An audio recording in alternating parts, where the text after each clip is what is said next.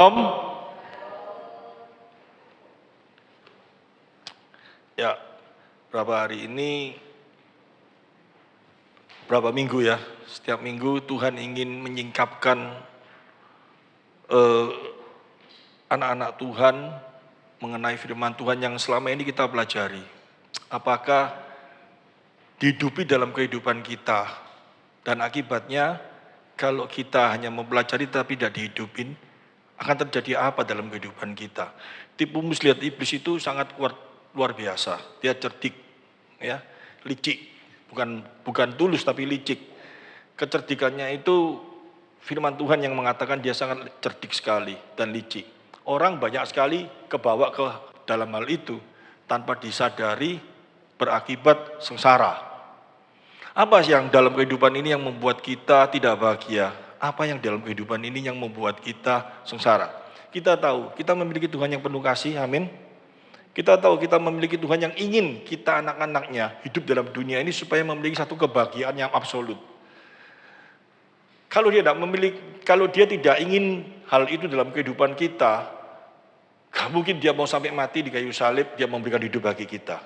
Dia mati di kayu salib, dia memberikan hidup kepada kita supaya kita memiliki kebahagiaan yang absolut itu. Ya, ini yang dipegang di dalam iman kita dengan sungguh-sungguh dulu. Tetapi yang ada dalam pikiran kita apa? Kebahagiaan sesungguhnya itu kita cari dalam hal apa?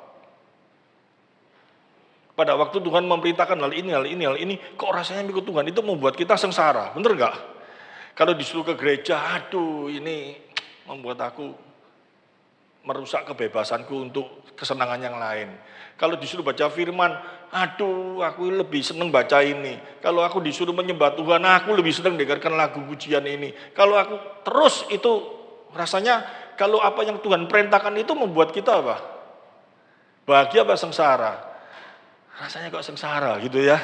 Rasanya kayak menderita, rasanya kayak mengikut Tuhan itu sengsara, mengikut Tuhan itu menderita. Padahal kalau mengikut Tuhan menderita, mengikut Tuhan sengsara, buat apa Tuhan mati di kayu salib? Buat apa dia harus memberikan hidup bagi kita? Kalau kita hidup mengikut dia terus kita menjadi sengsara lagi, buat apa kita melakukan perintah-perintahnya? Perintah-perintahnya itu kan supaya kita menjadi apa? Bahagia toh? Berbahagialah orang, berbahagialah orang. Benar dia kasih khotbah di atas bukit kan kayak gitu, bukan sengsaralah orang yang ikut aku, sengsaralah orang yang ikut aku, menderitalah engkau yang ikut aku, tapi berbahagialah. Di dalam berbahagia itu ada perintahnya, benar ya. Tapi yang kita alami dalam kehidupan kita ini seolah-olah setiap perintah itu membawa satu dampak apa? Sengsara dalam hidup. Yang membuat kita bahagia itu apa? Kalau kita bisa melawan, kalau kita tidak melakukan perintah-perintahnya, tetapi kita melakukan apa? Keinginan-keinginan yang ada di dalam hidup kita, benar ya? Hidup ini memiliki keinginan enggak? Punya semua. Jangan sampai aku tidak ada keinginan apa-apa. Saya aneh, saya pernah ketemu sama orang kayak gitu. Aku tidak ada keinginan apa-apa. Saya jelaskan keinginan seperti terus kotot gitu, saya diam aja. Ya sudah, kamu tidak ada keinginan, ya. Tak jauh ngomong terus sampai jam 2, jam 3, aku lapar, loh itu keinginan. Katanya tidak punya keinginan. Loh kalau ini kan normal. Lah ya namanya manusia itu punya keinginan, yaitu sulit ya kalau dijak ngomong kebenaran sulit. Tapi kalau kenyataannya kan seperti itu toh. Apalagi kalau dia nanti enak-enak ngomong terus dia, aku kan enggak minum kopi pusing. Keinginan sudah. Nah, keinginan itu segala keinginan dalam hidup. Tuhan sudah ngomong tuh. Harus berpandangan di dalam firman-Nya. Berpegangan kepada firman-Nya. Setuju nggak ini dulu? Loh, saya jangan dipendeli. Setuju toh? Amin toh? Harus berpegang kepada firman-Nya. Kenapa kok kayak gitu? Saya mau masuk sekarang. Saya alami sendiri dalam kehidupan saya. Keinginan ingin memiliki sesuatu yang baik, misalkan rumah yang baik. Betul apa salah itu? Dalam hidup ini, ingin memiliki rumah yang bagus, betul apa salah? Betul. Ingin memiliki mobil yang bagus, betul apa salah? Betul. Ingin memiliki hobi yang bisa terlaksana dengan baik, betul apa salah? Betul, ingin memiliki tubuh yang benar-benar sehat, kelihatannya bagus. Betul apa salah? Betul, tapi di luar firman Tuhan Anda akan sengsara. Saya buktikan nanti. Di luar firman Tuhan Anda akan sengsara.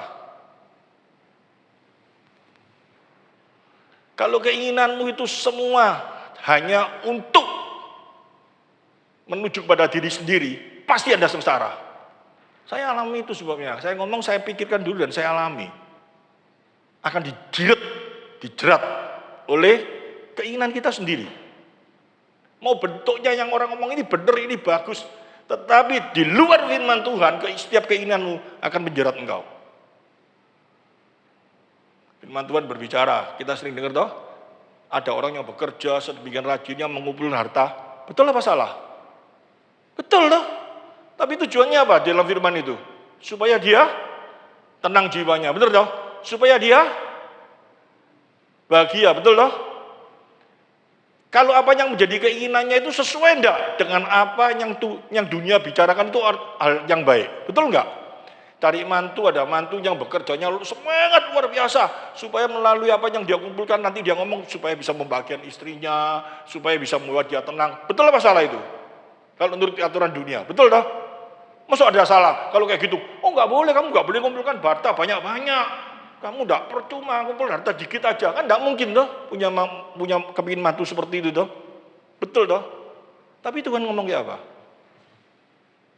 Kalau itu jadi tujuanmu, kamu orang bodoh, bener dah. Dia kumpulkan dikira dia itu bisa membuat dia bahagia. Dia nggak tahu kok besok akan terjadi apa. Kalau di firman itu dikatakan, kalau besok kamu diambil nyawamu, kamu bisa apa? Kamu tidak bisa apa-apa. Itu sama saja dengan perkataan apa? Besok atau satu detik ada sesuatu yang terjadi dalam hidupmu, kamu nggak tahu kok, betul ya? Kamu merasa kalau itu ada, kamu bisa luar biasa. Nanti kamu bisa ngatur semuanya. Tidak. Harus bergantung sama Tuhan. Itu satu. Yang kedua, dengan mengumpulkan harta sebanyak mungkin, bisa menjadi juara satu? Nggak bisa. Pasti dia merasa kurang. Pasti merasa kurang. Akhirnya makin terikat nggak sama hal itu? Terjerat nggak dengan hal itu? Terjeratnya luar biasa. Tapi kalau setiap kita kerja, kita mengumpulkan, kita segala sesuatunya kita untuk Tuhan, luar biasa nggak? Akan dipuaskan oleh Dia. Wah, itu saya alami dalam hidup saya. Saya serius ngomong ini.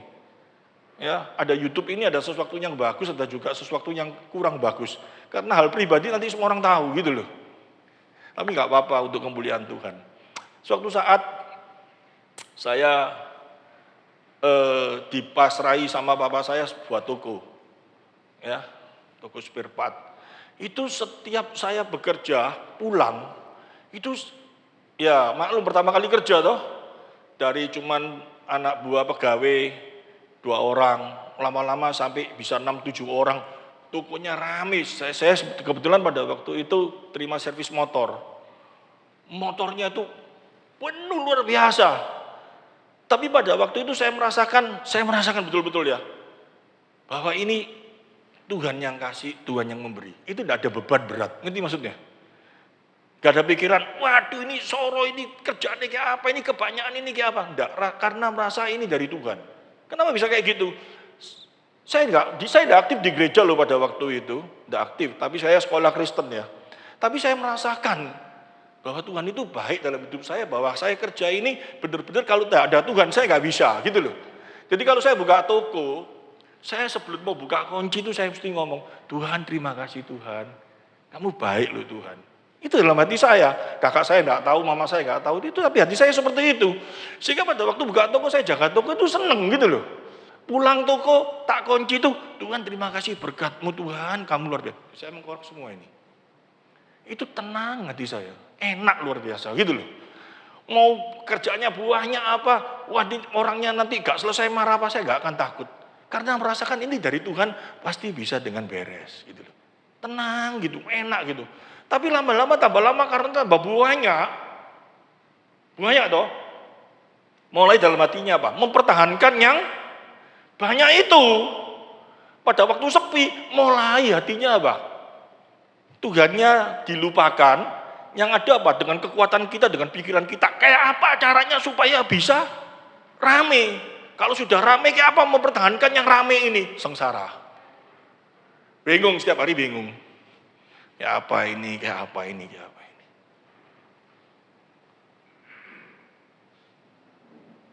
Demikian juga saya. Kemarin itu saya potong rambut. Ini rambutnya baru ya. Kebetulan pelanggan saya yang potong itu tidak terasa, dia ngomong sama saya, namanya Dul. Dia ngomong gini, Pak, gak terasa loh Pak, sampeyan itu tak potong ambil aku sudah sekitar 8 tahun. Loh, masa? Ngomong kayak gitu, kaget saya. Loh iya Pak, anak saya aja sudah gede, dan Bapak jadi tuwek loh. Waduh, tukang potong tuh biasanya kan ngomong, kamu tambah ganteng, tambah nom, gini-gini tuh. Saya lihat itu, sebelumnya itu gini, kan saya kalau potong itu minta cepet, saya nggak peduli, nggak mau keramas saya, nggak mau pakai keramas, nggak mau apa, saya duduk pokoknya 10 menit, tak bayar kan wis lang mari gitu lah, aku nggak bisa kayak terlalu lama gini, bisa ngantuk saya gitu ya. Nanti cepet, saya kesusu ada orang yang motong, orang laki sudah umurnya tua, di pihak pinggir, mari diblo mungkin ya. Tak lihat nolang, wis mari ngomong, nggak cocok ini, dipindah sini lagi. Waduh, wong iki, nggak cocok ini dipindah tengah lagi. Sudah selesai, mau selesai, katanya godeknya kurang. Saya dengar kan ya, panjang separuh, dipotong lagi, kayak istriku ayo gitu. Ya, motong gini, terus gitu, mari gitu keramas. Tak tunggu iya, Dul itu tahu saya kayak gitu tuh, mulai gini-gini. Ini gini, saya dikasih kode, ya enggak apa-apa aku gitu. Tak tunggu. Habis keramas, rambutnya kan disir gini, tapi dia cocok no. Kurang gini, waduh, saya ngempet diem aja. Setelah selesai, duduk ya, Dul itu wis, Pak terima kasih Pak. Dia enggak berdiri, si aku tak foto-foto. Mata, mukanya di foto, selfie guyu gini-gini. Saya agak betah. Pak gantian Pak. Seta, aku foto. Kalau zaman dulu tak jambak orang itu. Saya diam aja, saya duduk, terus saya ngomong. Terus Dul ngomong, lah iya loh Pak. Tak temenin loh Pak, ganteng aja ganteng awakmu. Mulai ngerayu. Mosok Dul, lo iya loh Pak, aku jadi inget sampean bolong tahun disik. Lo mosok 8 tahun, nah ceritanya kayak gitu. Dulu ganteng Pak, saya kis tuwek loh. Waduh, mari dipuji, dijamblek no gitu. Tapi saya lihat di kaca, saya mau mempertahankan muka saya sengsara nanti. Ngerti maksudnya? Supaya saya enggak tua, supaya mau tak mesem nong, tak gini nong, tak tarik gini. Gak iso tetep tua gitu loh. Sengsara, nggak bisa.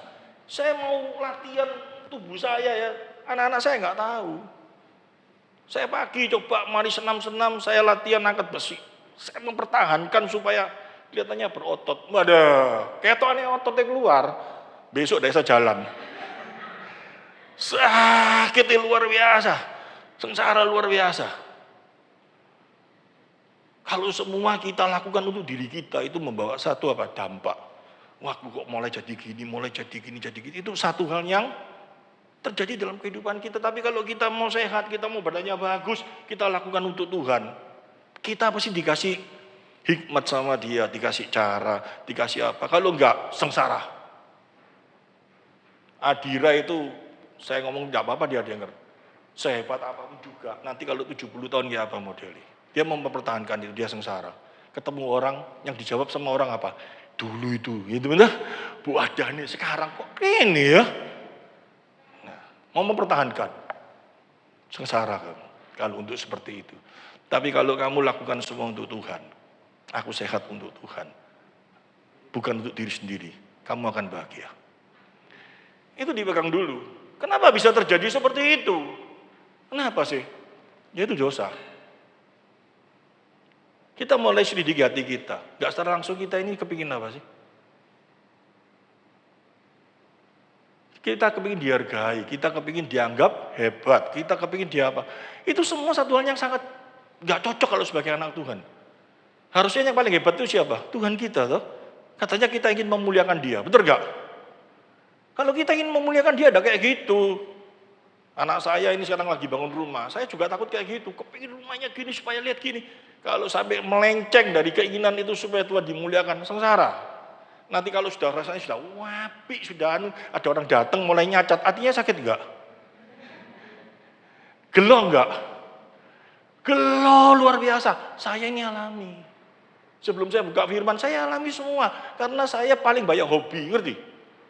Beli cincin, saya beli cincin. Aku supaya gini, aku duwe kok nek kumpul, mbek konco-koncoku, pasti konco-koncoku ngomong apa? Wah cincin, api luar biasa.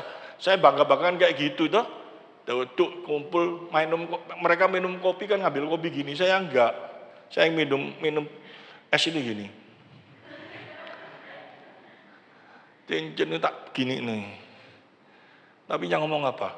Kurang apik di. Waduh, rasanya kayak apa?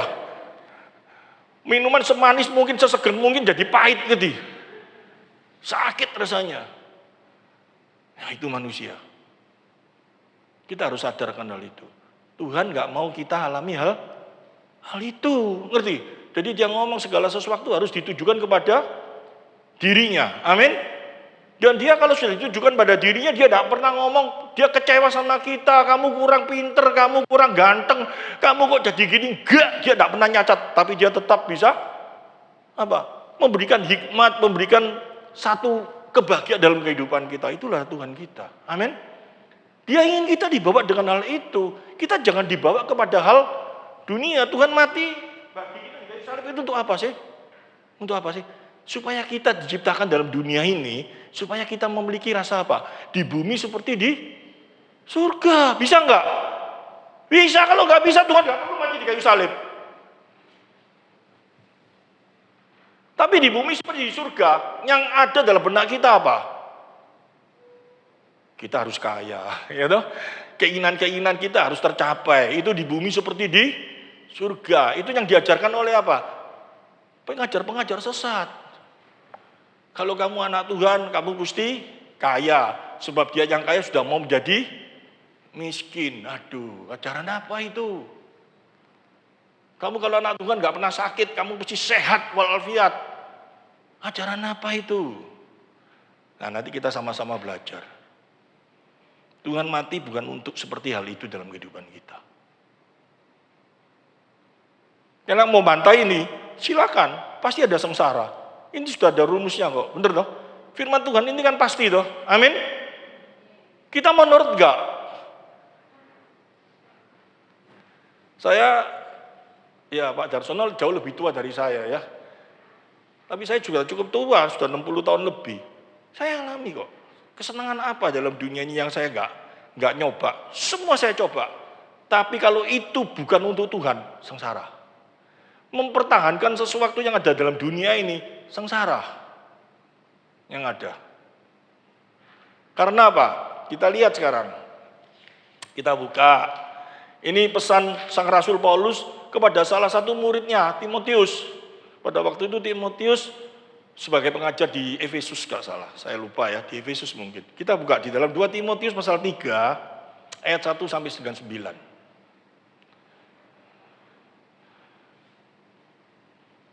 Ketahuilah bahwa pada hari-hari terakhir akan datang masa yang sukar. Ini pasti enggak?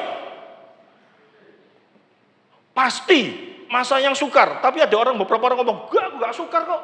Hidupku happy. Happy-nya kayak apa? Nanti kedua kita selidiki ya. Saya akan buktikan. Kalau saya sampaikan, cuma saya eksposisi, orang akan seperti ini, artinya apa? Seperti percuma. Yang saya ingin masukkan, kehidupan nyata dalam firman Tuhan ini tujuannya apa? Dalam kehidupan kita yang sekarang nyata itu hasilnya itu apa? Coba kita lihat. Ayat 2 sampai 9. Jalannya cepat. Manusia akan mencintai dirinya sendiri dan menjadi hamba uang. Ini pasti loh. Mencintai diri sendiri itu pasti enggak? Pasti. Kamu mau anak Tuhan, mau anak setan. Saya sampai ngomong kayak gitu ya, agak kasar ini. Kalau kamu tidak berjalan bersama dengan Tuhan, kamu pasti mencintai diri sendiri.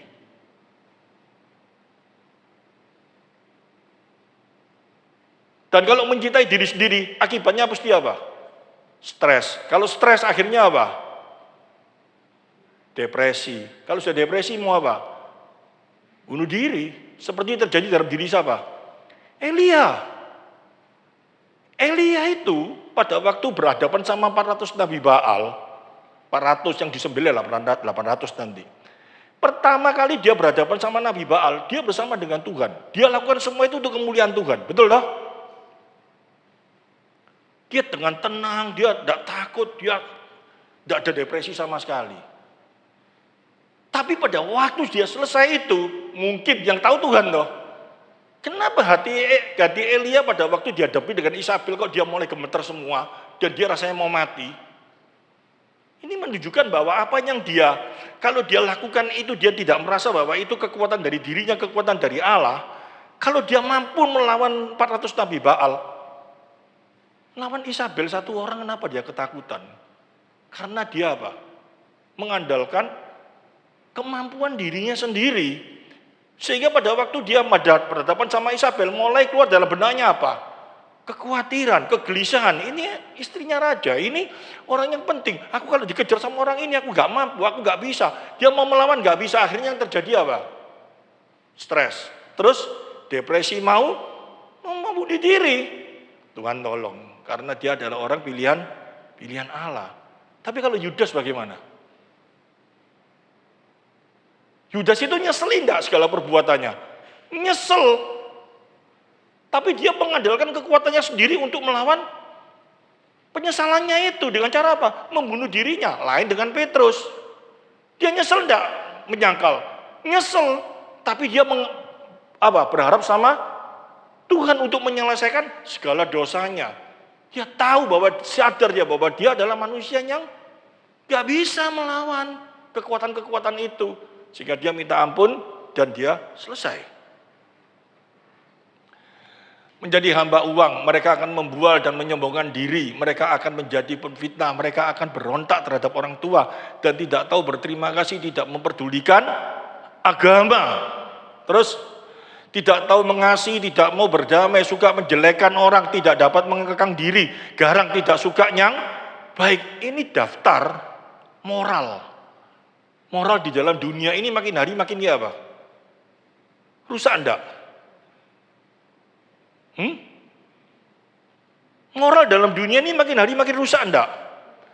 Rusak, ini disebutkan semua tidak suka yang baik. Terus suka mengkhianat, tidak berpikir panjang, berlagak tahu, lebih menuruti hawa nafsu daripada menuruti Allah. Secara lahiriah mereka menjalani ibadah. Kelihatannya mereka ibadah enggak? Tetapi mereka pada akhirnya mereka memungkiri kekuatannya, jauhilah mereka itu. Ini bukan, oh itu orang itu modelnya kayak gitu. Ini aku enggak. Semua orang moralnya sudah seperti hal ini.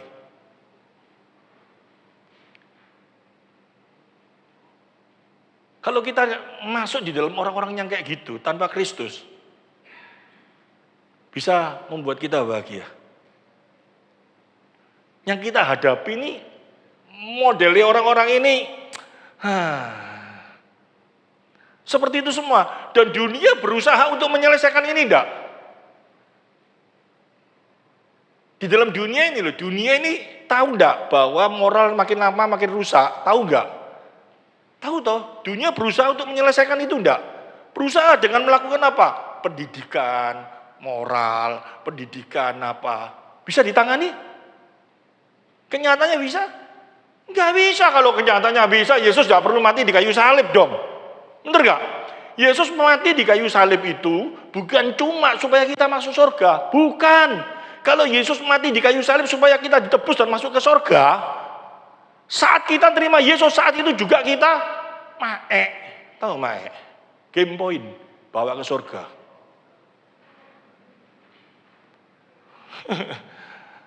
Tapi Tuhan tidak lakukan hal itu. Karena apa?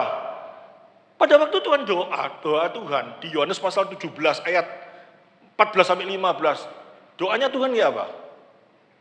Coba kita buka Yohanes 17 ayat 14 sampai 15. Aku telah memberikan firman-Mu kepada mereka dan dunia membenci mereka karena mereka bukan dari dunia sama seperti aku bukan dari dunia. Terus, aku tidak meminta supaya engkau mengambil mereka dari dunia, tetapi supaya engkau melindungi mereka daripada yang jahat. Yang jahat itu siapa? Suamimu, istrimu, anakmu, mamamu, papamu, aku. Semua ini jahat. Tanpa kuasa perlindungan Allah Roh Kudus dalam firman-Nya, kita semua binatang buas. Lebih daripada binatang buas. Karena dosa itu ada dalam diri kita. Tanpa kuasa Roh Kudus diberikan dalam diri kita, tanpa pimpinan Roh Kudus dalam diri kita, saya mau tanya sih, orang yang paling Anda kasih dalam dunia ini siapa saat ini? Mungkin suamimu, mungkin istrimu, mungkin papamu, mungkin mamamu, mungkin anakmu. Benar nggak? Pada suatu saat kamu marah, dalam otakmu pernah ngomong kayak apa? Pernah ngutuki dia enggak? Pernah rasanya, kon?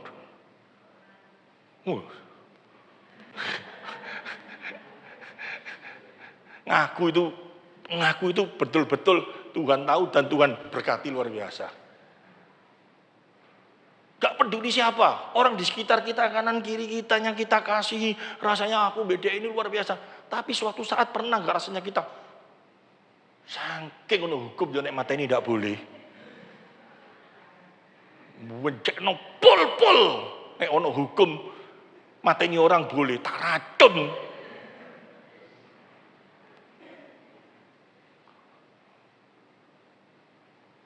Itu manusia. Dan Yesus itu mati supaya kita diberi kekuatan menghadapi hal demikian. Amin. Diberi kemampuan, diberi hikmat bagaimana menghadapi ini supaya kita tidak sengsara. Itu loh yang harus dipikirkan. Kalau kita mikirkan yang lain ikut Yesus ya salah dong. Ngerti maksudnya? Aku ikut Tuhan, mati masuk surga. Yes, tapi dalam dunia ini aku sengsara loh. Lu buat apa kalau kayak gitu Yesus mati? Sengsara itu bukan berarti kalau gak sengsara itu harus punya duit banyak apalagi kembali seperti salah. Ngerti maksud saya? Bukan seperti itu. Rasul Paulus itu gak punya duit tuh. Duitnya pas mungkin ya. Setiap rasulnya, tapi dia gak pernah sengsara. Dia bisa menderita, dalam penderitaan dia mungkin secara badani dia menderita. Tetapi di dalam hatinya dia tetap bersuka cita. Karena apa? Dosa dikalahkan. Ini pengertian ini. Wah, kalau saya ngajar seperti ini memang ya apa ya? Sesuatu yang rasanya aneh gitu loh ya. Aneh.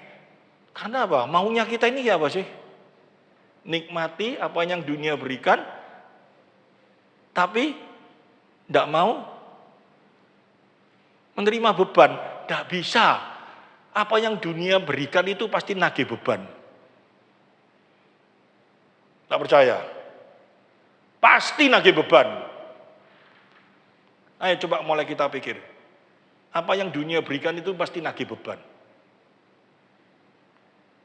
Kamu mau cantik pakai obat ini loh. Wah, pasti cantik. Obatnya tambah murah apa tambah larang? Dulu TV gak warna, gitu. Kesenangannya kita cuma, saya masih ingat pertama kali TV keluar itu, nonton TV sambil lihat hujan, ngerti maksudnya? Jadi layarnya itu main film, selalu filmnya itu ada hujannya. Jadi filmnya main-main itu tapi ceret hujan terus. Itu sudah sak kampung TV di setel 1 semua baris tonton, ya gitu. Kayak orang gambar gitu, seneng nanti kalau tiba-tiba hilang, loh. Keluar lagi titik buruk-buruk gitu, sudah wah tepuk tangan, senengnya luar biasa. Keluar TV warna cuma sak gini, boxnya gede. Sekarang TV tambah flat, tambah apa? Rasanya kita dibuat bahagia, tapi tambah sengsara enggak? Iya, Anda enggak merok cari duit wedok-wedok ini, ibu-ibu enggak sengsara. Cuma ngomong sama bapak Pak, TV ini tonggo gede, bapaknya diomong ya gitu, asli sengsara enggak? Mobil dulu enggak pakai AC, saya masih ingat pergi keluar kota, pokok kaki mobil buka kaca, waduh adem enak, luar biasa. Sekarang pakai AC, pakai apa? mobil tonggo nggih AC kene opo Pak? Panas Pak. Mau jadi AC, mau jadi bagus itu tambah beban enggak? Dunia mengajarkan yang demikian, ditekankan terus seperti itu. Tambah beban, nambah beban, nambah beban. Keinginan-keinginan beban itu makin hari makin meningkat. Apalagi kumpul sama orang-orang yang pembicaranya setiap hari. Apa? Apa? Waduh, saya pernah kumpul.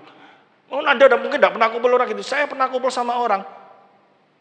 Makan 1 piring 1 juta. Makanan apa itu? Tangannya beruang tadi. Aku ngomong, kalau makan tangannya naga 1 triliun mungkin. Anda belum kumpul sama orang-orang kayak gitu, coba Anda kumpul sama orang gitu. Tambah sengsara enggak?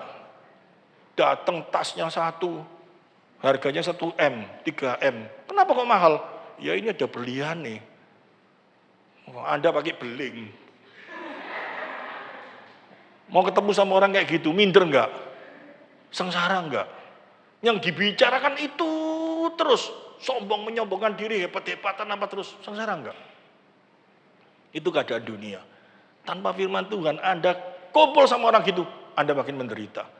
Makin kejepit, makin rasanya kita ini tidak diberkati, enggak pernah syukur. Terus seperti itu. Kalau kita semuanya di dalam Tuhan dan kita merasakan bahwa Tuhan itu baik dalam kehidupan kita apa? Waduh, berterima kasih luar biasa. Punya istri elek tambah elek. Ya tambah tua pasti tambah elek tuh. Tapi kalau dia sehat tetap bisa bersyukur enggak? Ya, saya lihatkan istri saya tidur. Waduh, rambutnya kok tambah putih ya. Untung enggak gundul. Masih gitu seneng dah. Masih bisa bersyukur, ngerti? Enggak sakit-sakitan. Masih bisa marah-marah, berarti enggak sakit, dan kayak gitu.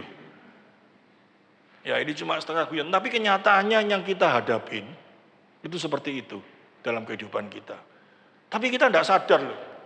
Nah, Tuhan itu tidak mau kita sebagai anak-anaknya itu seperti itu, tidak mau.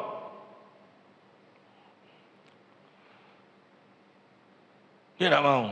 Dia mau supaya kita lain. Ngerti maksudnya? Dari apa yang menjadi prinsip yang ada di dalam dunia ini. Ya, kita mau berubah enggak? Ini penting. Tapi kalau karena kita sudah di satu budaya bahwa orang yang diberkati Tuhan itu adalah orang yang tidak pernah mengalami masalah, orang yang kaya, orang yang hidupnya pokoknya gak ada masalah lah. Happy gitu terus itu orang diberkati Tuhan. Sehingga kita berusahanya cuma seperti itu dalam Tuhan. Tapi sesungguhnya yang membuat kita harusnya bisa membuat kita bahagia itu apa? Ya, saya loncat indah Bapak ya, nanti kita ini sebetulnya saya ini buatnya ini secara sistematis, tapi kalau seperti ini ya enggak apa-apa. Rasul Paulus itu yang paling berat apa sih? Rasul Paulus itu dalam hidupnya dia ngomong yang paling berat apa? Sampai dia ngomong, celaka aku. Tanpa Yesus dia itu celaka itu apa sih? Dia ngomong apa? Apa yang ingin aku buat, yang baik. Tapi yang keluar itu malah yang jahat. Aku tahu ini jahat, yang harusnya enggak boleh dilakukan, malah aku lakukan. Celaka aku. Berarti apa? Nggak bisa dilawan yang naturnya dosa ini loh. Dengan kekuatan kita mau ngelawan itu nggak bisa. Natur dosa kita itu apa? Yang tadi itu loh, 2 Timotius itu loh. Pasal 3, ayat 1-9. Itu ada dalam dirimu dan diriku.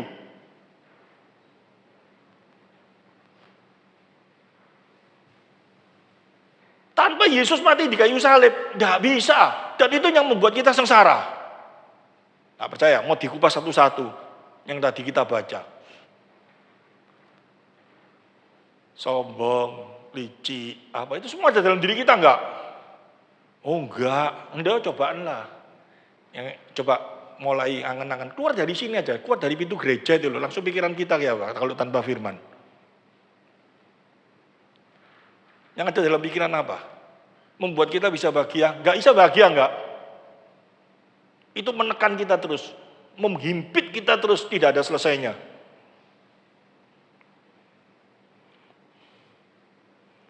Bahkan sampai dengan rasanya kita lakukan sesuatu supaya membanggakan organisasi kita, membanggakan gereja. Tapi tanpa kita lakukan itu karena kita merasakan ini kalau dengan cara seperti ini Tuhan yang dimuliakan, bukan organisasi atau gereja. Itu di hadapan Tuhan sesuatu yang dibenci oleh Allah. Ngerti maksudnya? Kenapa bisa kayak gitu? Ada ayatnya. Misalkan kita, aku lakukan ini supaya gerejaku dipandang orang. Aku lakukan ini supaya gerejaku, orang lihat bisa kagum dengan gereja. Wih, gereja Efrata. Dulu cuma orangnya 30-50, sekarang bisa 3.000. Caranya kayak apa kita buat 3.000? Wah, kita program kita apa? Supaya nanti orang semua bisa kagum dengan 3.000. Itu dibenci oleh Allah.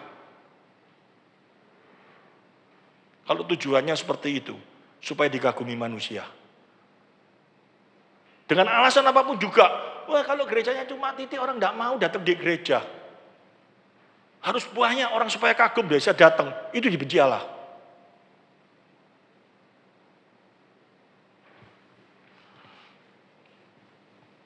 Apa yang dikagumi manusia, itu dibenci Allah. Artinya apa? Jangan kita lakukan sesuatu supaya dikagumi oleh manusia. Itu dibenci Allah. Kenapa dibenci Allah? Bukan Allah pencemburu, bukan. Kamu pasti akan sengsara. Kembali lagi ke situ.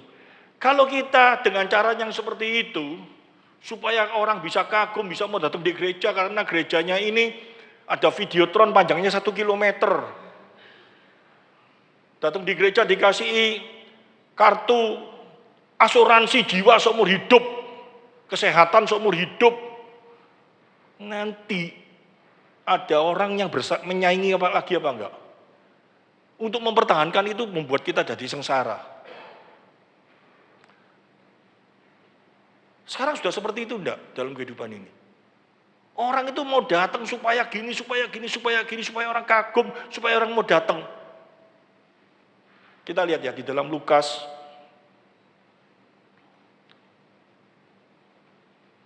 Injil Lukas pasal 16 ayat 15.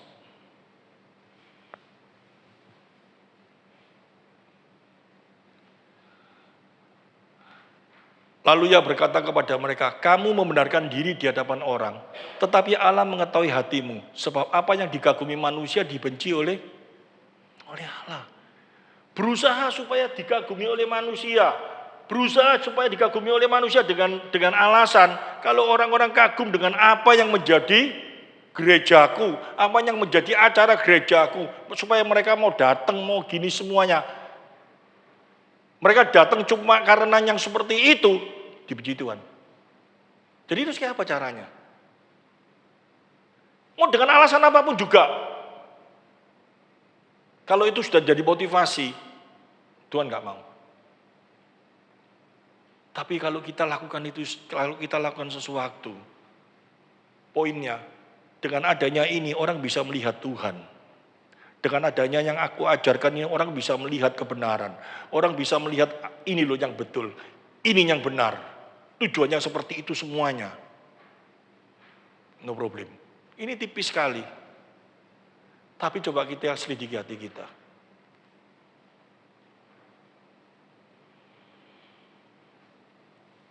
Apakah dalam kehidupan kita tidak seperti itu terus?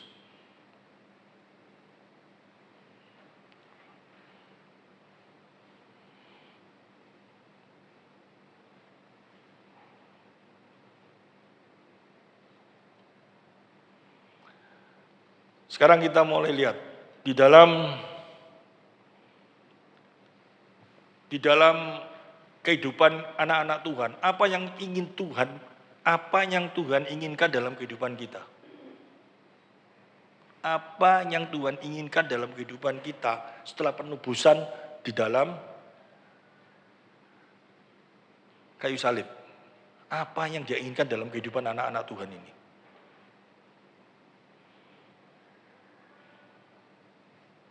Ini kita benar-benar harus mengerti dengan baik. Karena sekarang Orang sudah kebawa kepada surat di dalam 2 Timotius tadi itu, yaitu dibawa apa? Moral itu semuanya. Tetapi sesungguhnya Tuhan gak mau seperti itu. Tuhan inginkan kita ditebus supaya melalui hidup kita, Allah dipermuliakan. Kalau Allah dipermuliakan melalui hidup kita, yang pasti hidup kita bahagia. Karena yang hibur siapa? Allah sendiri. Penghiburan Allah itu luar biasa kalau kita lihat di dalam kitab Mazmur ya. Engkau membarikan aku di padang rumput, itu bukan betul-betul Daud diangkat sama Tuhan, digeblakno di padang rumput, geblek. Bukan kayak gitu, tapi sebuah gambaran damai sejahtera dalam hati Daud.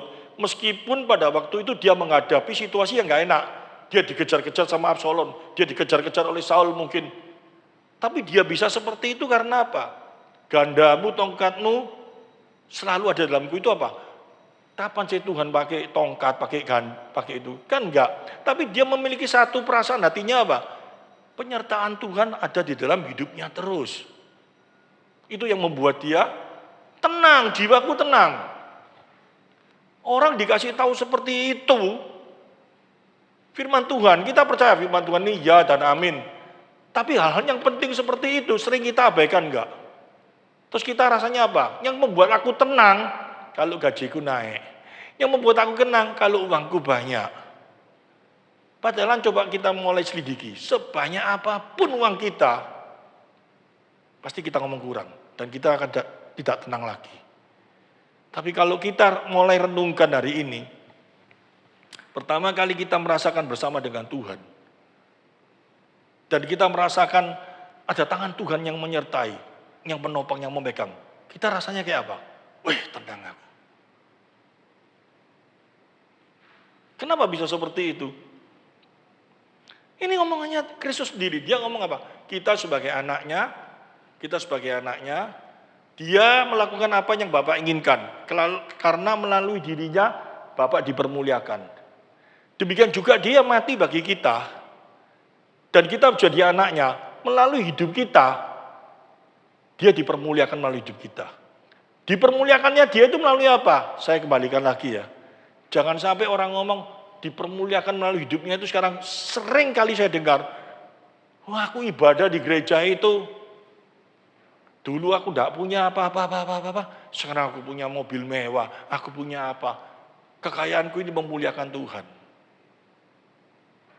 Kalau cuma itu yang dipegang, cuma itu yang dipegang. Yang paling kasihan itu apa? Para rasulnya, ngerti maksudnya?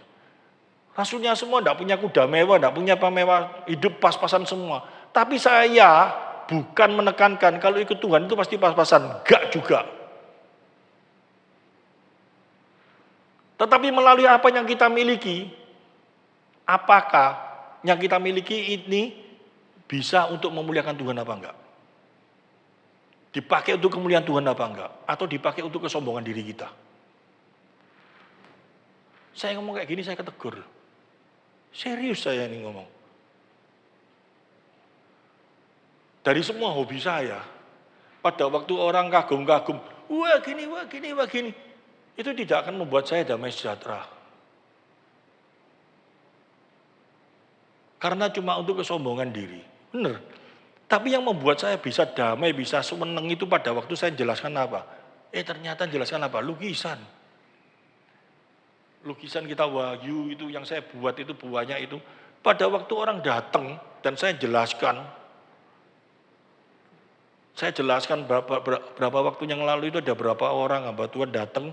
Saya jelaskan, meskipun belum dipajang. Mereka rasa diberkati sekali. Hati saya itu rasanya paling enak, paling senang luar biasa. Dari semua apa yang mereka puji-puji. Kalau yang dipuji mereka itu membuat aku lebih sengsara enggak? Kenapa sengsara? Pertama kali datang dia mungkin muji toh. Wah gini. Kedua kali datang pancetai. Kalau sudah ngomong pancetai itu kita berusaha supaya sesuatu enggak pancetai apa enggak? Itu menjadi beban apa enggak? Itu loh dunia. Dalam apapun juga. Orang akan kagum dengan apa yang dunia berikan itu cuma sementara toh. Dan kalau kekaguman itu kita ciptakan, pasti akhirnya kita dituntut dengan kekaguman itu terus. Dan itu membuat kita lebih sengsara dan lebih sengsara dan lebih sengsara terus. Makin kita memiliki segala sesuatu, makin berat enggak? Karena dia akan nuntut itu terus tak karu-karuan. Benar ini. Satu kenyataan, oh berarti kita nggak boleh punya ambisi. Boleh, kamu mau punya apa? Boleh. Tapi harus ada ukurannya. Ukurannya apa? Tuhan, firman Tuhan. Ini kalau sudah lepas dari firman Tuhan itu kesombongan diri, mulai ditahan. Tidak bisa ini. Karena kalau kita teruskan, bisa kita dapat? Bisa. Tapi akan membuat kita sengsara enggak? Pasti sengsara kok. Yang ngomong siapa? Firman Tuhan.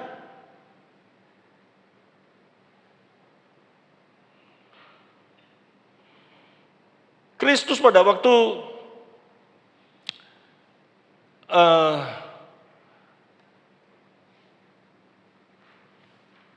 terus kalau gitu kita sebagai anak Tuhan, ya, siapa yang menjadi pegangan dalam hidup kita? Ya kita mulai contoh Tuhan Yesus toh. Pada waktu dia di dunia dia menghadapi segala pencobaan, benar ya? Dia kalau ingin rasanya hebat apa semuanya, dia bisa lakukan itu semuanya. Tapi dia tidak lakukan itu semuanya karena apa? Karena dia tahu, itu tidak akan membuat dia, satu yang pasti dia tidak mungkin lakukan itu ya. Tapi kalau kita lihat contohnya Yesus, ya dicobai di padang gurun apa semuanya, yang ada dalam hati kita apa? Ya dia Tuhan, nggak mungkin dia jatuh, benar toh? Pasti kita ngomong kayak gitu. Ya dia Tuhan. Dicobai kalau jatuh kan nggak jadi disalib, kayak gitu. Sudahlah, itu pasti dalam hati kita seperti itu. Ya dia dicobai batu sudah jadi roti, pasti dia tidak mau lah. Wong dia Tuhan kok. Coba kalau yoyo katung lapar, masih imannya luar biasa. Di padang gurun, lapar luar biasa. Ojo ngomong roti jadi apa? Batu jadi roti, batu jadi kompiang pun dijadikan sama yoyo. Ya Tuhan nggak mungkin seperti itu. Kita alasan seperti itu semuanya. Tapi kita harus ingat loh. Dia Allah memang, tapi dia pada waktu datang di dunia, dia 100% manusia. Dia bisa lapar, dia bisa nangis, dia apa semua. Itu dikatakan di dalam Ibrani pasal 2 ayat 14. Kita pada waktu dibaca firman ini, pada waktu baca firman ini, saya kasih firman ini supaya kita semua itu apa sih? Sadar bahwa Yesus sudah lakukan hal itu dalam hidupnya. Contoh gitu loh. Dan kalau kita bantah, ya kamu Tuhan, kamu nggak mungkin bisa kayak gitu. Ini loh ayatnya. Karena anak-anak itu adalah anak-anak dari darah dan daging, maka ia pun juga menjadi sama dengan mereka dan mendapat bagian dalam keadaan mereka. 100% sama enggak? Mendapat bagian dalam keadaan mereka. Kata mendapat bagian dalam keadaan mereka itu berarti apa? Memiliki perasaan, pikiran, apa semua sama tapi dia tidak berdosa. Amin. Yesus punya keinginan enggak? Ada, tapi dia tidaklah lakukan. Pada waktu dia lapar itu cuma pura-pura lapar apa betul-betul lapar? Betul-betul lapar. Tapi dia tidak dibawa kepada keinginannya. Dia manusia 100%, memiliki keinginan sama seperti kita, memiliki keadaan sama seperti kita. Dia bukan manusia super. Di dalam Roma pasal 8 ayat 3, karena daging dia dirubah jadi daging dan seperti kita, sama seperti kita, persis. Roma 8 ayat 3, persis semuanya. Ya.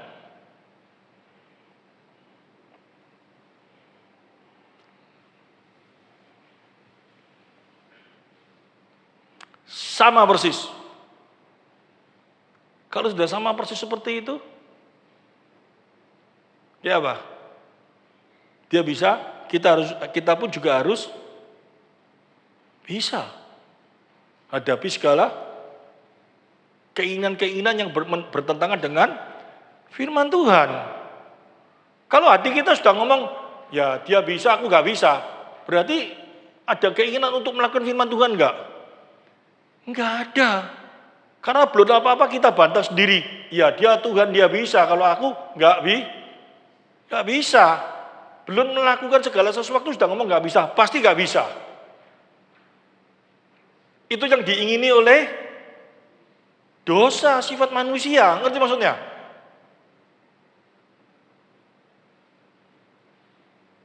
Apalagi kalau dikasih tahu apa? Kalau kamu anak Tuhan, kamu gak usah takut hadapi apapun juga. Betul gak? Lautan bisa dibuka. Masalahmu pasti dibuka. Betul gak? Arti kata jangan takut itu kita artikan apa dalam pikiran kita? Menghadapi situasi apapun juga, gak takut aku. Wah zaman sekarang makin berat, makin apa, aku gak takut. Tuhan pelihara. Enak tuh ngomongnya. Kenyataannya, dipecat besok. Bisa terjadi seperti itu gak? Pada waktu terjadi seperti itu apa? Kegupuan iman, ngerti, yang salah. Yang disalahkan siapa? Pertama, pendeta, ngerti. Katanya ikut Tuhan. Gak usah takut, Tuhan jaga, Tuhan pelihara. Ini aku percaya, kok tambah dipecat ya apa? Jawabnya pendetanya apa? Sabar. Kamu lagi dalam pencobaan. Kurang doa. Ngerti? Kalau sudah kayak gitu kayak apa? Bener? Doa dia. Berdoa terus.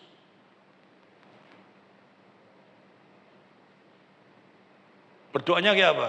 Kamu berdoa dengan sungguh-sungguh. Gajimu dulu berapa? 10 juta, kamu minta 20 juta. Nanti Tuhan kasih 20 juta. Buru-buru 20 juta. Dapat pekerjaannya enggak? Akhirnya kayak apa? Coba kita pikir. Biasanya ke gereja yang betul-betul. Betulnya agak menceng sedikit. Gitu? Dibawa sama temannya. Ini loh, kamu ikut ke tempatku. Doa malamnya manjur. Kalau doa di sini, waduh, keinginanmu apa Tuhan kasih. Doa di sana, besok langsung dipanggil. Kerja, bayarnya dikasih 20 juta. Terus dia kayak apa? Dia benar-benar merasakan hadirat Tuhan, dia benar-benar merasakan pertolongan Tuhan, atau dia benar-benar merasakan gereja ini sakti. Kumpulan doa ini sakti. Coba kita pikirkan di sana. Itu kekuatan setan yang sangat luar biasa terjadi. Dia tidak akan merasa, wah ini pertolongan Tuhan. Dia merasakan pertolongan Tuhan, tapi pertolongan yang terutama, sekumpulan ini, pendetanya, dikagumi, dibenci oleh Allah. Ngerti maksudnya? Dan itu cara tangan setan yang luar biasa dia lakukan itu semua. Arti kata jangan takut itu apa sih? Kita belajar ya. Kita lihat sekarang. Di dalam Lukas pasal 1 ayat 26 sampai 30.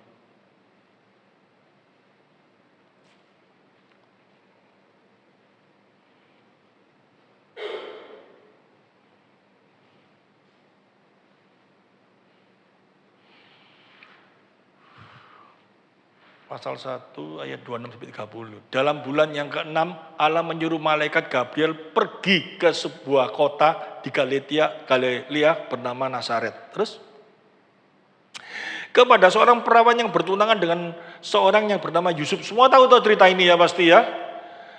Dari keluarga Daud, nama perawan itu Maria. Ketika malaikat itu masuk ke dalam rumah Maria, ia berkata, salam hai engkau yang dikaruniai. Saya tekankan ya. Salam hai engkau yang dikaruniai, Tuhan menyertai engkau. Terus Maria terkejut mendengar perkataan itu, lalu berkata di dalam hatinya, apakah artinya salam itu? Apakah artinya salam itu? Salam tadi dulu. Hai Maria. Sudah? Terus apa? Kata malaikat itu kepadanya, jangan takut hai Maria, sebab engkau beroleh kasih karunia di hadapan Allah.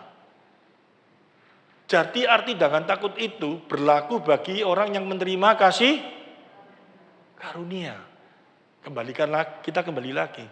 Kasih karunia diberikan Maria, kalau kita contoh dalam kehidupan Maria, kata jangan takut itu bukan berarti Maria tidak akan menghadapi sebuah masalah. Paham ya? Bukan berarti Maria, kamu melahirkan gak usah takut, masalah akan tak hindarkan semua sama kamu. Segala perkara, aku di hadapanmu, gak usah takut. Kenyataan dalam hidup, Maria tuh gak ada masalah banyak enggak? Tuhan izinkan enggak? Pada waktu anaknya lahir, anak bayi semua kepalanya dipotong. Dibunuh semua, betul loh? Itu terjadi semuanya ada di dalam seizin Tuhan. Kalau Tuhan tidak izinkan, bisa enggak? Itu masalah Tuhan izinkan. Betul loh? Kita di dalam Tuhan. Kata jangan takut itu jangan kita artikan kalau aku di dalam Tuhan, segala problem masalah aku enggak takut. Karena dia beserta denganku. Bukan seperti itu. Yang jadi masalah jangan takut. Yang membuat kita paling takut dalam hidup ini apa? Coba kita mulai sedikit. Saya ikut Tuhan itu yang membuat aku tidak takut sekarang itu yang kita hadapi dalam hidup ini apa? Yang membuat kita paling takut dalam hidup ini apa?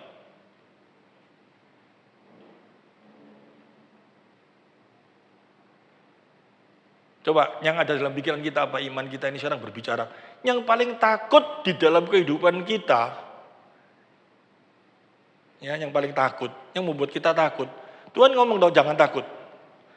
Apa yang tidak bisa kita hadapi dalam kehidupan kita ini? Kalau soal cuman cari makan, soal cuma apapun juga, suamimu, istrimu, persoalan apapun juga. Tuhan tidak perlu mati bagi kita kok. Tuhan tidak perlu ngomong jangan takut. Yang membuat kita yang paling takut itu apa? Menghadapi diri kita sendiri yang sudah dikuasai oleh dosa ini loh. Keinginan-keinginan yang tadi itu loh. Dan kita merasa kita mampu enggak menghadapi itu? Enggak mampu. Tapi itu semua, segala sesuatu yang enggak mampu kita lakukan, sudah selesai dilakukan oleh Kristus di kayu salib. Sudah dikalahkan dalam dosa. Dosa sudah dikalahkan di dalam kayu salib. Itu kita harus ingat. Oleh karena itu Tuhan ngomong, tidak usah takut ngadep itu semuanya. Kalau enggak,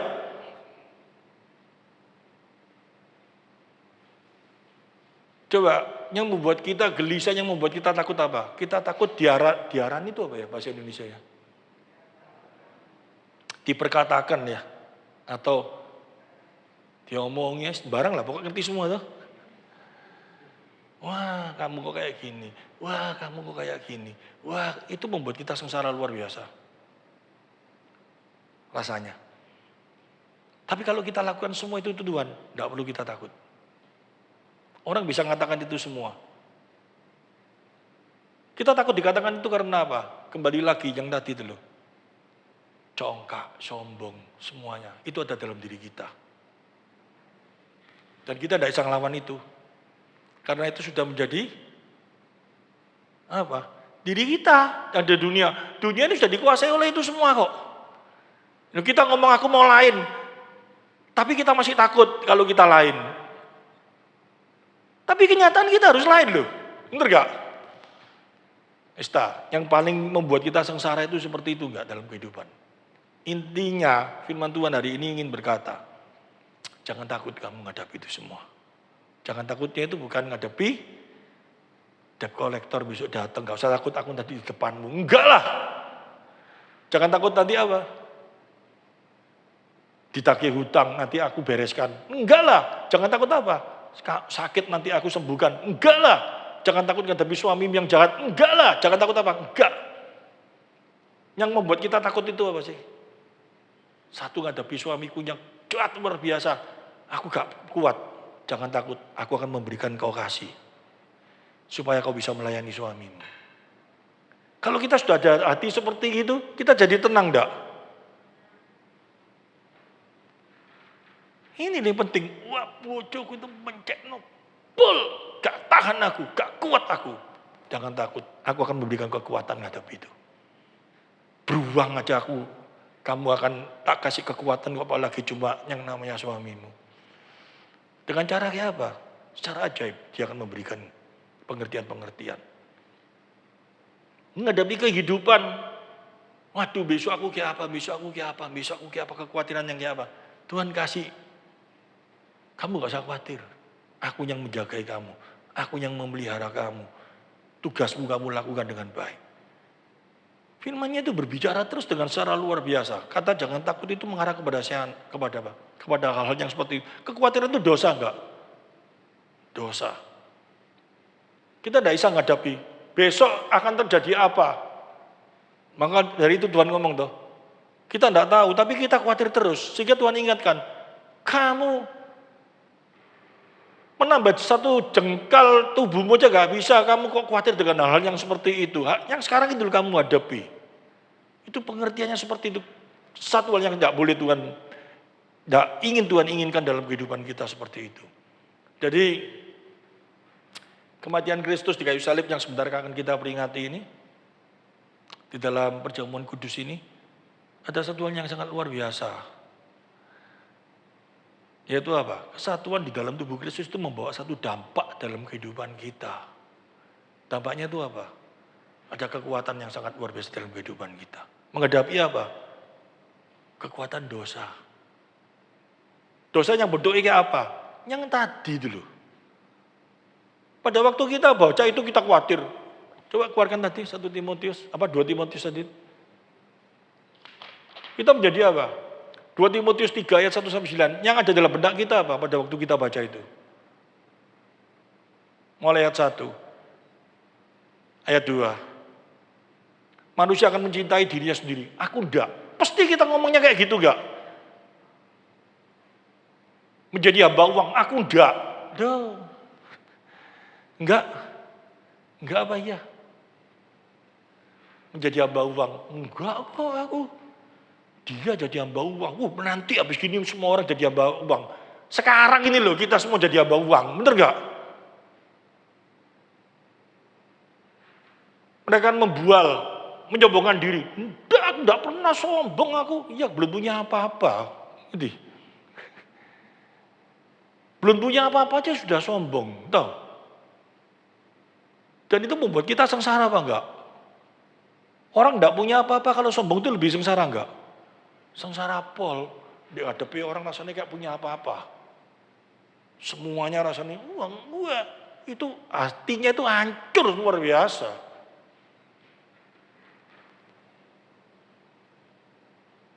Orang paling sengsara kalau kita itu, saya ya, ini saya ngomong apa adanya kok. Saya kumpul dengan beberapa teman yang sombong-sombongan, gitu maksudnya. Dan saya nggak mau kalah tuh. Lebih sombong lagi. Lebih-lebihan lagi. Akhirnya paling sengsara apa? Yang paling sombong. Kenapa kayak gitu? Pada waktu makan bersama, duit paling kakek bayar. Paling sengsara enggak? Sengsara kalau seperti itu. Gombal dengan orang yang rasanya luar biasa. Satu ngomong punya tanah 20 miliar, sana 70 miliar, gak mau kalah. Aku ngomong tanahku di sorga. Ya itu manusia. Jadi kita kumpul dengan apa? Kumpul sama orang itu, orang-orang kayak gitu, boleh. Tapi kita jangan dibawa kepada hal yang demikian.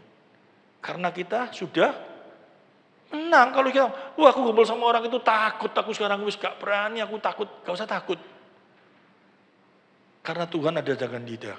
Dan dia akan membimbing kita jadi berkat dari mereka, ngerti? Kita anak Tuhan, mereka gini, kita gak mau kalah tambah gini, mereka gini tambah kalah gini. Ya, dan semuanya. Biarin dia ngomong apa. Nanti kita buktikan bahwa apa yang menjadi kesombongan mereka itu tidak akan membawa mereka kepada kebahagiaan. Tapi yang membuat mereka kebahagiaan itu apa? Kalau dia kenal sama Tuhan. Yang menjadi kebanggaanku, Kristus. Rasul Paulus itu ngomong ya, saya lihat di dalam tulisannya dia itu sangat luar biasa pada waktu dia ngomong apa? Di dalam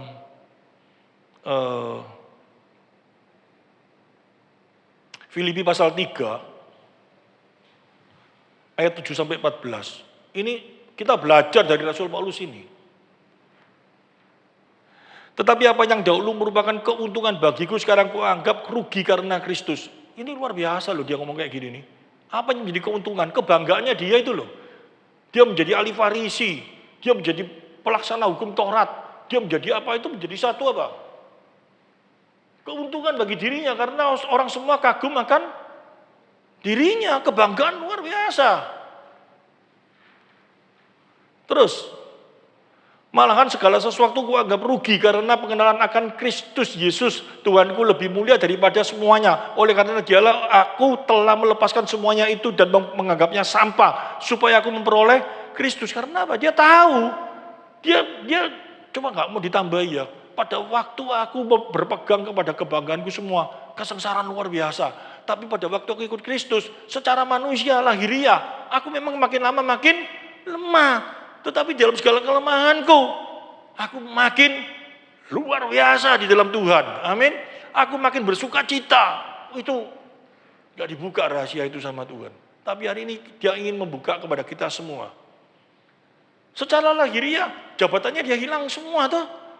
Dia dulu Sanhedrin, dia dulu dihormati, dia dulu apa. Secara lahiriah dia memang gak ada artinya semua. Tetapi dia tahu. Itu semuanya itu dianggap sampah karena apa? Karena Kristus. Dia karena mengenal Kristus. Bukan saja dia menerima keselamatan. Bukan saja dia merasakan bahwa apa yang dia lakukan melalui Kristus itu dia bisa melihat kemuliaan Tuhan. Tapi lebih daripada itu. Dia merasakan kebahagiaan yang absolut. Tanpa itu, tidak mungkin lah. Iman itu diberikan kepada kita supaya kita bahagia kok. Amin. Bukan supaya kita sengsara. Orang kalau punya iman terus menjadi sengsara itu imannya aneh. Ya, cucu saya suka ngomong aneh itu. Kenapa aneh? Alias apa? Pikirannya gak jelas. Punya iman, gak sengsara. Dan kalau ikut Kristus, itu harus sengsara. Itu aneh. Tapi ikut Kristus bukan seperti itu. Dia mati bagi kita. Supaya kita memperoleh sukacita di dalam dia. Itu kita pegang dengan benar. Bagaimana sukacita itu bisa terjadi dalam kehidupan kita? Kalau kita melakukan perintahnya. Betul, betul. Tapi kita belajar. Gak bisa langsung, ngerti ya? Tapi kalau kita sudah mulai ngerti ini, otomatis kita mau belajar enggak? Mau nyoba enggak? Mau. Kalau enggak, ya enggak bisa. Kita mulai ngerem enggak? Ngerem. Aku setiap malam enggak bisa tidur. Ya ini anak saya tuh. Mikiri ke apa ini ya? Rumah ini kulkas tak taruh mana, ini taruh mana, taruh mana, taruh mana. Terus tujuannya apa sih? Untuk kemuliaan Tuhan atau kemuliaan dirinya. Supaya dikagumi manusia. Kalau sudah itu aku salah Tuhan, aku tidak mau. Mulai hari ini aku bertobat. Aku lakukan ini bagaimana? Nyata. Kalau enggak, aku khawatir nanti dia jadi sengsara enggak. Rumahnya baru jadi, dia kepikir semua orang masuk. Waduh, ceng masuk orang itu tukang ngekritik, sudah bener. Salah, keliru tempatnya, keliru lagi, waduh keliru. Itu rasanya jantungnya saya pindah ke sini. Bener, saya ngomong kayak gini apa? Saya alami. Saya manggil seorang pelukis, saya teliti lukisan itu sebagus mungkin. Sudah rasanya ini bangga, ini semua orang pasti kagum sama lukisan ini. Saya yang masih masuk ke narasinya tuh. Sudah jadi semua orang ngomong, wah, wih, wapi, hatiku, wih. Kena orang satu.